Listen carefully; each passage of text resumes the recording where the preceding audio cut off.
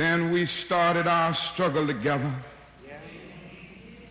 Things were going well for the first few days, but then about 10 or 15 days later, after the white people in Montgomery knew that we meant business,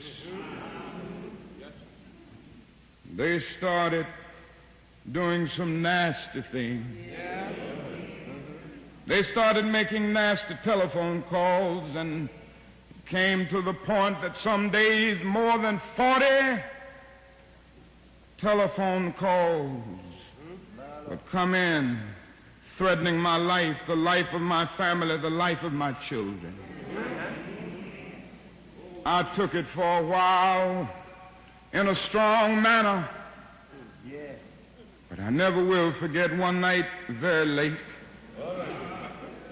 It was around midnight, and you can have some strange experiences at midnight. I had been out meeting with the steering committee all that night, and I came home. My wife was in the bed, and I immediately crawled into bed to get some rest, to get up early the next morning to try to keep things going. And immediately the telephone started ringing, and I picked it up. On the other end was an ugly voice. That voice said to me in substance, "Nigger, we are tired of you and your mess now. And if you aren't out of this town in 3 days,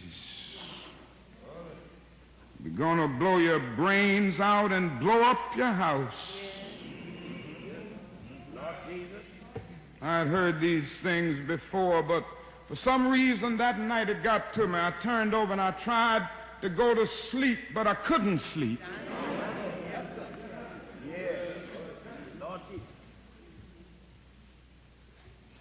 was frustrated, bewildered. And then I got up and went back to the kitchen, and I started warming some coffee, thinking that coffee would give me a little relief.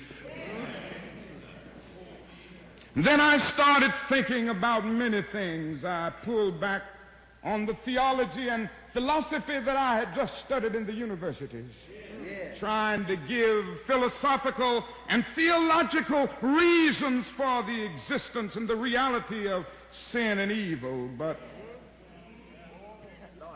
the answer didn't quite come there.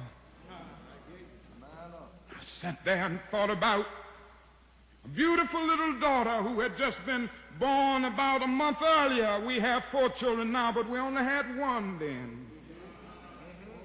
She was the darling of my life. I'd come in night after night and see that little gentle smile. And I sat at that table thinking about that little girl and thinking about the fact that she could be taken away from any minute. And I started thinking about a dedicated, devoted, and loyal wife who was over there asleep. She could be taken from me, or I could be taken from her.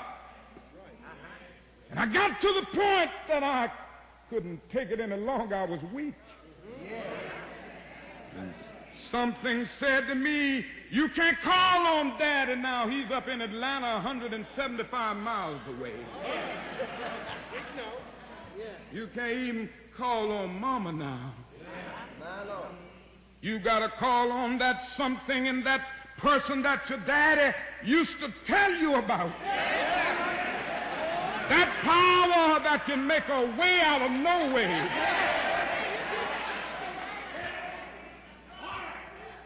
I discovered then that religion had to become real to me, and I had to know God for myself. And I bowed down over that cup of coffee. I never will forget it.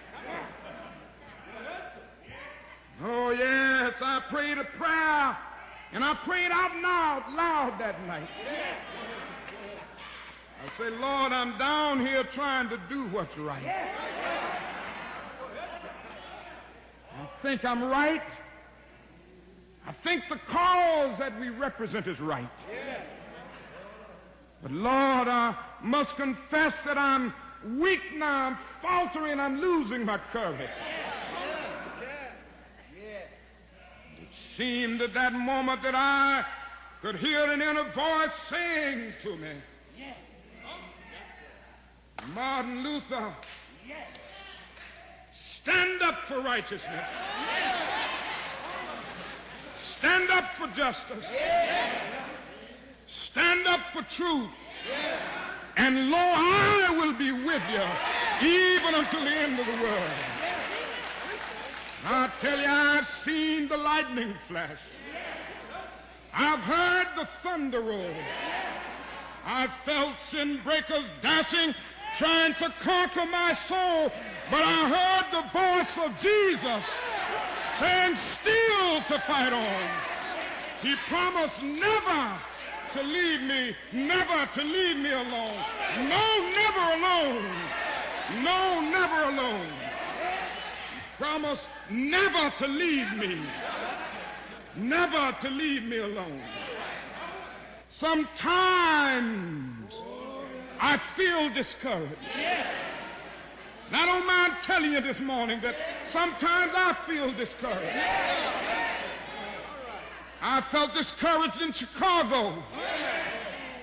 As I moved through Mississippi and Georgia and Alabama, I feel discouraged. Living every day under the threat of death, I feel discouraged sometimes. Living every day under extensive criticism, even from Negroes, I feel discouraged sometimes.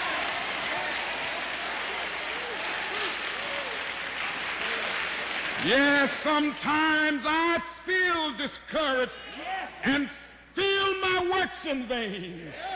But then the Holy Spirit revives my soul again. There is a balm in Gilead to make the wounded whole. There is a balm in Gilead to heal the sin-sick soul.